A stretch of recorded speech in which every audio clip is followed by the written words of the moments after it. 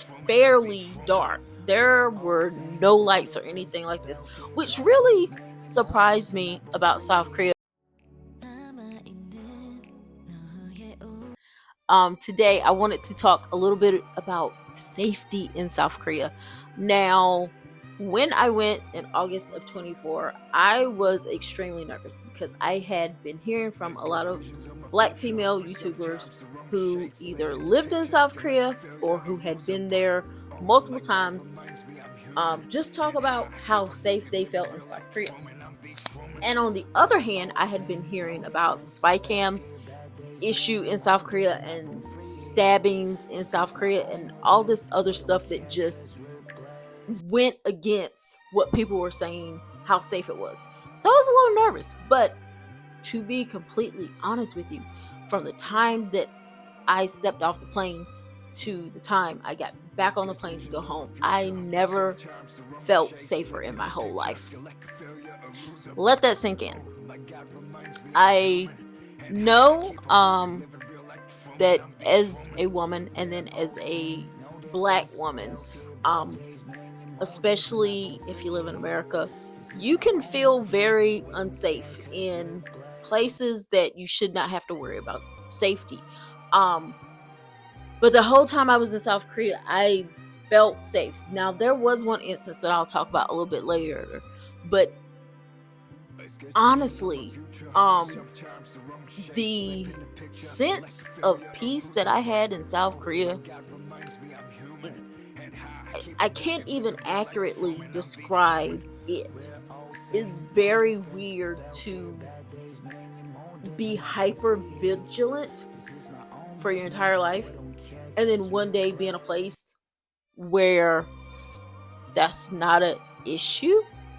It's really confusing, but this is one of the reasons why I cannot wait to go back to South Korea and why I enjoyed my experience there so much. So we were there for a little over 3 weeks, so about a month, and we stayed outside of the touristy area. We wanted to be close to the place where my cousin's clinic that she was going to was, and where we stayed, I think we stayed in Sangpungo. I could be wrong, but we were like halfway between her clinic and like a lot of the more touristy places in Seoul that we wanted to visit and stuff. So there, not many people spoke any English, and we did get a lot of stares, but this is something to be expected if you go to a place this homogenous. People are gonna stare at you, especially if you're not in a bigger city where there are a lot of foreigners. And where we were at, I think I saw 2 foreigners the whole time that we were there. They certainly were not black, so people stared, but people were really nice. I personally did not get any stares that made me feel uncomfortable. I felt like people were staring at me because they'd never seen a black person, not for some other weird reason. And I remember one time, because where we were staying, right across the street was this beautiful park, and I don't even think we got the chance to like fully explore that park, which is one of the things that I love about South Korea. Like, their parks are so amazing. But it was this huge park. It also had a zoo in it, and one day when we were walking through the park, this Ajima, she was walking towards us, and she wasn't staring, but you could see this recognition of those foreigners in her face, and she kind of slowed down her fast walk, and she was like, "Hello, how are you doing?" and just kept on walking. And me and my cousin were kind of surprised, because you're told that, people in South Korea, it's not that they're not friendly, but they don't really speak to people on the street. But we encountered a lot of people just very friendly and saying hello to us. Of course, like I said before, there were a lot of stairs, but I never felt uneasy there. Um, so like I feel like South Korea is extremely safe.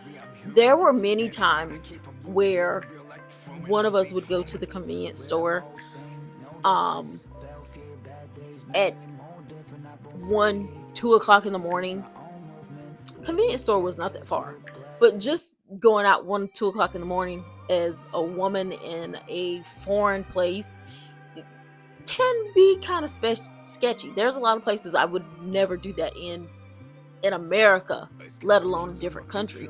But just like I said, we felt so safe. There was never an instance where we felt like people were watching us or wanted to harm us.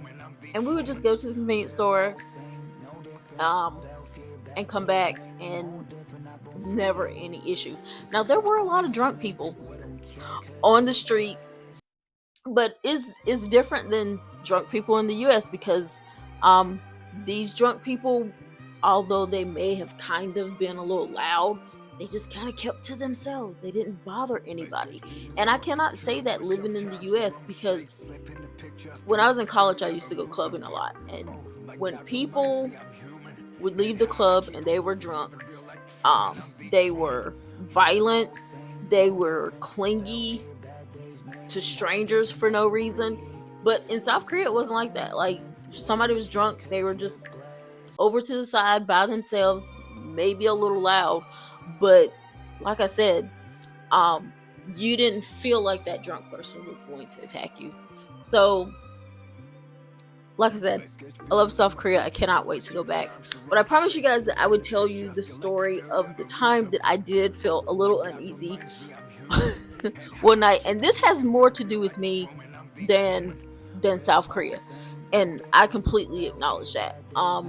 And I think this is really because I don't think I had slept. I had hurt my foot, and I wasn't sleeping well, and it was so freaking hot.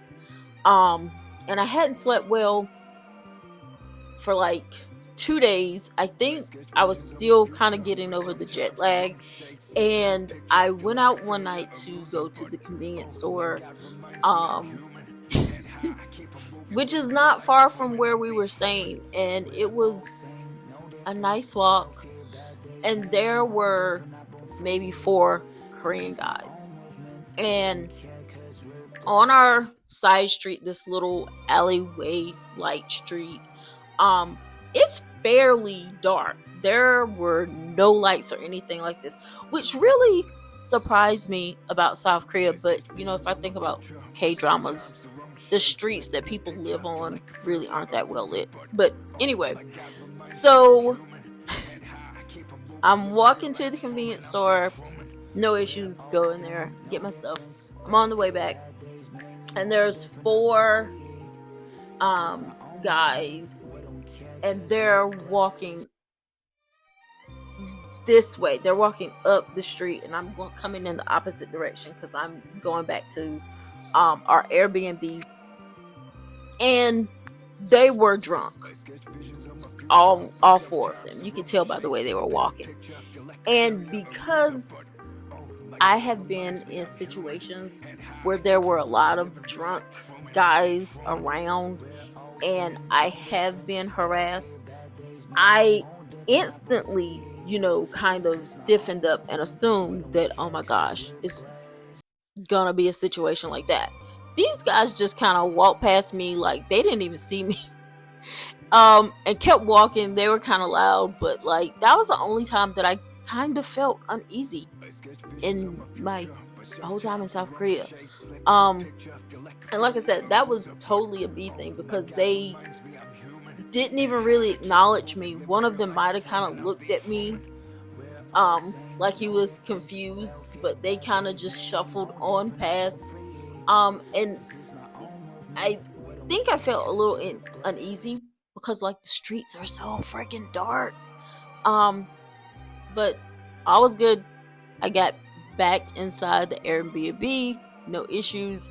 And when I sat down, I was like, wow, that was not necessarily silly of me to feel that way, but just to go through all of that on a regular basis as an American every day, just worrying about what someone else is potentially going to do to you and having to be on your guard so much. Um, that while I never had an issue there, just seeing people who were inebriated made me feel like I was going to be attacked, even though nothing had ever happened and it was not rational. Now, none of this is to say that nothing bad happens in South Korea, because as I talked about before, spy cams are still a thing. People are still being stabbed.